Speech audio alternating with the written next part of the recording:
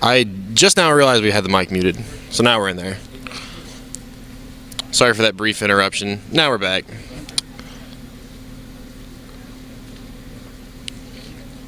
So Miguel has a Shaman Forgotten Way. Excuse me. This is Ryan Miguel playing Mono Green against Aaron Brodzinski playing Sultai Reanimator.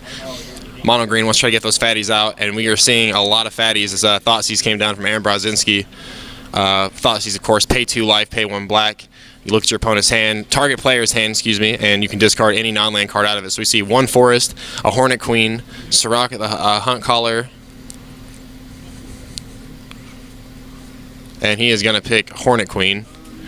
And Mono Green, not having access to the whip, is not going to see that Hornet Queen come back.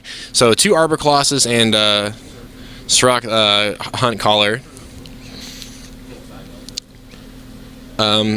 And that Shaman of the Forgotten Ways does add 2 mana of any color. So what makes Caridad arguably a better choice is the fact that Caridad has hexproof. So we see that is one of the cards on Brodzinski's side, backed up by a Courser Crewfix, which allows him to play the top land. So 2 mana tapped in. Here comes a Terra Stomper. Terra Stomper, man, throwback.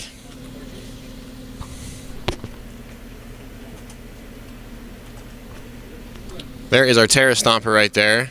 Cannot be counter trample. And he is an 8/8. But Sultai Reanimator does have some access to some kill, namely Hero's Downfall and probably some Murderous Cut. So I can't imagine Terra Stomper is going to stick around very long if Brodzinski does in fact have the answer. Seeing 4 mana being tapped, incoming Sidzi. There it is.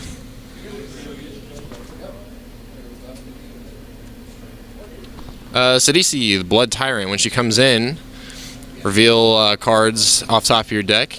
Put top 3 cards in. If you hit a creature, you get a zombie. And when she attacks, you replicate that effect. So Brodzinski's board slowly starting to fill up. Staring down an 8/8 Terra Stomper, though. Arguably one of the highest power toughness in the game in current standard.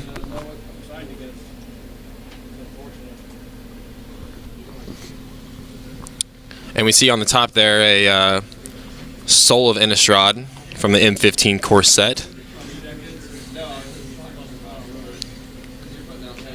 So Brodzinski has a bit of a problem with this Terra Stomper. He really doesn't have any need to start swinging away at this point in the game. Barring some mind games, combat tricks, he's gonna use his Polluted Delta to fetch. So he flips the top card with Courser Crewfix and sees the top card. And if he doesn't like that card, he can crack his fetch land and shuffle and then reveal a new card. So he's gonna shuffle for an island there. That fetch land will come at the cost of 1 health. So he's down to 19. So Miguel, man, what is so he is Brodzinski. Okay, you're at 21. Okay. So yeah, I forgot Courser. So again, you can see some great synergy there with the fetch land and the Courser being able to play not only land off the top of your deck, but anytime you play a land, you gain a life. So here's how the fetch works. You play the fetch, you gain a life. You crack the fetch, you lose a life. The land that you get from the fetch, you put back in. Another Terra Stomper in for double 8/8. There is some meat on the board right now. The crowd goes wild. And here comes 8. And Brodzinski is going to take that 8 right to the face. Bring him down to 13. Aaron, you're at 13, right? Okay. So we have 2 Terra Stompers on the board. I haven't seen 1 Terra Stomper this entire standard season, and now I'm seeing 2 on the board at once. So we do see Murderous Cut, so a little bit of light at the end of the tunnel for Mr. Brodzinski. See what else he's got in his hand. He needs to fill this board up and try to get bodies big enough to kind of swing around the 1 Terra Stomper in play. Seeing some black mana being tapped. Miguel getting some coaching advice from his daughter. The best kind of advice, though. He's going to pay her off. A second carried it out, so Brodzinski does have access to some blockers in case he gets down to the end. Because I mean, technically, Miguel does have lethal on the field in the form of 16 potential damage, unblocked damage coming in with 2 Terra Stompers. But we do see Murderous Cut, so he's not going to keep him. They won't be on the board for long. Miguel does have 2 Arbor Colossus still hanging out in hand.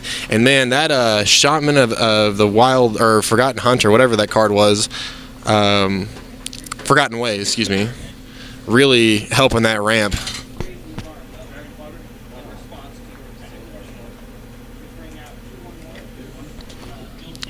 Two, 4. Sirach. Okay, so the Ferocious trigger going to give a target creature haste if he has 8 or more, and you bet he qualifies for that, so he's going to be able to give Sirach haste. Sirach is a 5/4 body. And that is Sirach the Hunt Caller there, as you can see. So Brodzinski trying to line up some blockers here to keep, 21 lethal coming in. 8 plus 8 is 16, plus 5, 21, down to Brodzinski's 13.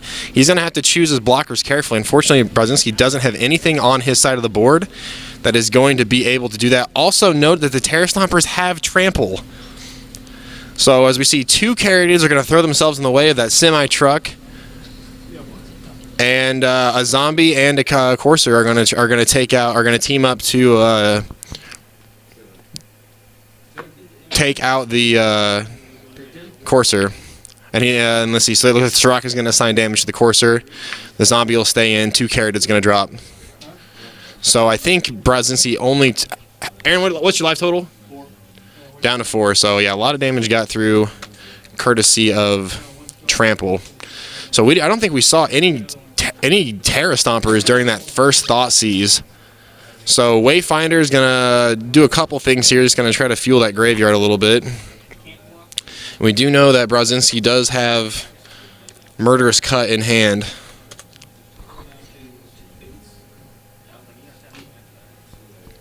So It looks like it's this Game Boy, like on the wrapper. do what? The game day on that playmat looks like the font that they use for the Game Boy box. Oh, not the Game Boy. I just realized this Johnny Cash playmat, just flipping all of our stream viewers off. You guys can hold that. Yeah, you can't handle that. So Brodzinski's board state is 2/2/2 zombies, a Satyr Wayfinder, and a Sidisi Blood Tyrant, staring down 2 Terra Stompers and a Shaman of the Forgotten Way. Whoa, that's a lot of cards. It is a few. There are some cardboard pieces up here. So if we see another Sirach here, this could spell the end for Brodzinski. Again, both those Terra Stompers do have trample, and those are 8/8 tramplers coming in. Working on it. And there's all those. Terra Stomper saw some early speculation when it was spoiled that it was going to be teamed up with Xenagod to enjoy the massive boost in power toughness in addition to that automatic damage that Xenagod able to put off, but really hasn't seen much play at all, really, through this standard. 5, 7.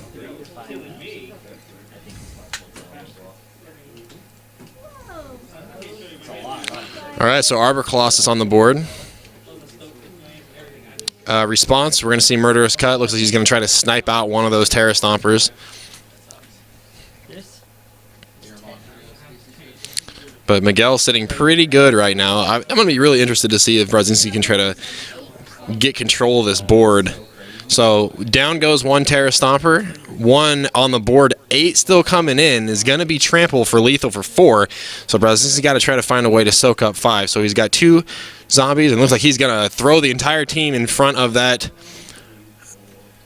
So he's got 3, 5, 7, 8, 9 damage, and enough toughness to not only trade with a Terra Stomper, but also keep all the damage off.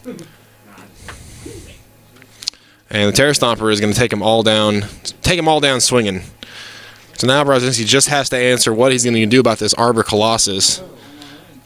Opulent Palace, Reclamation Stage in, so that is a destroy target artifact or enchantment on a body. Is also 2/1. Hello?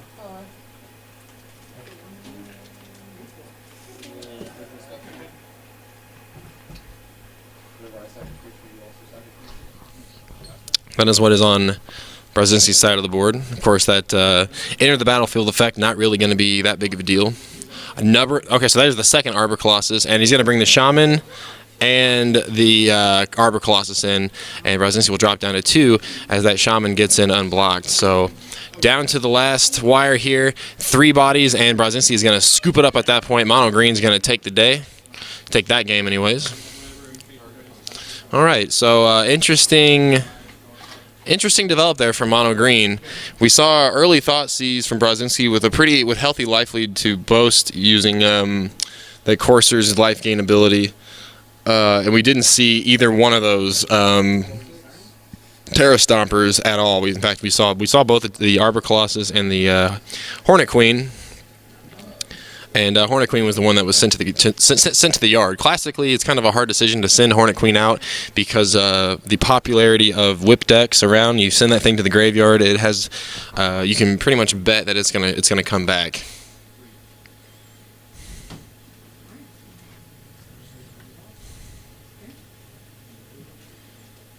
Oh, that's how I got it to work. So I'm gonna do a little bit of tech real quick while our 2 players here sideboard.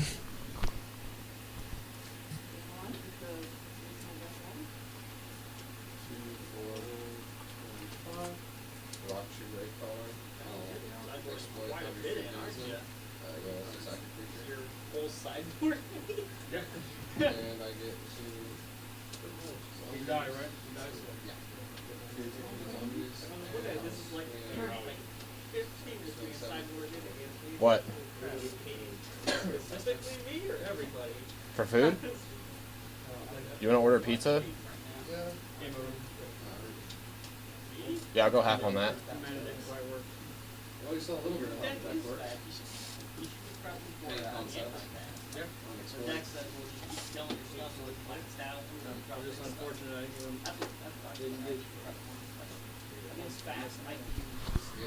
Okay, so we're going to get our second game on the way here in a second. See if I can try to navigate this a little bit. So anyway, shout outs, thanks to you guys watching tonight. We appreciate you guys hanging out with us on this Friday night. Hope you guys are enjoying. Again, questions or comments, if you've got any questions about the board state, please don't hesitate. Let us know in chat. We are keeping an eye on that.